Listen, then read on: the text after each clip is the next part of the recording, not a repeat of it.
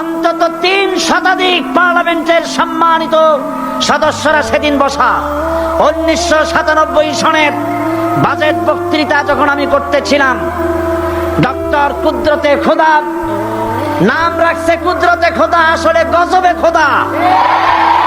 এই লোকটি নাস্তিক, ইসলামের চূড়ান্ত দুশমন। তার প্রণীত শিক্ষা ব্যবস্থার যখন সমালোচনা করছিলাম, ট্রেজারি বেঞ্চ থেকে আমাকে বলা হলো রাজাকার। আমি আমার সমস্ত শক্তি একত্রিত করে বলেছিলাম, শুধুমাত্র হিন্দুস্তানের রাজাকারেরাই আমাকে রাজাকার বলতে পারে।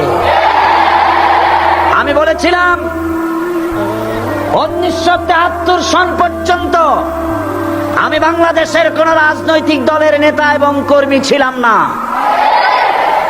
আমি রাজাকার নই। আমাকে রাজাকার বলে যদি তাকেও প্রমাণ করতে না পারে, 10 কোটি টাকার মানহানি মামলা দায়ের করব। আমার এই বক্তব্য সারা দুনিয়া শুনেছে।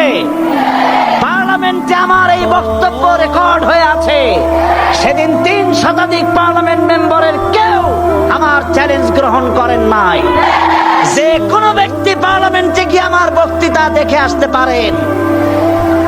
এরপরে 1997 সনের 7 অক্টোবর দৈনিক জনকণ্ঠ পত্রিকা যখন আমার বিরুদ্ধে লিখলো, সেই পত্রিকায় সাইদির ওপেন চ্যালেঞ্জ 8ম পাতা, 1997 7 অক্টোবর, এত বড় 2 কলামে হেডিং।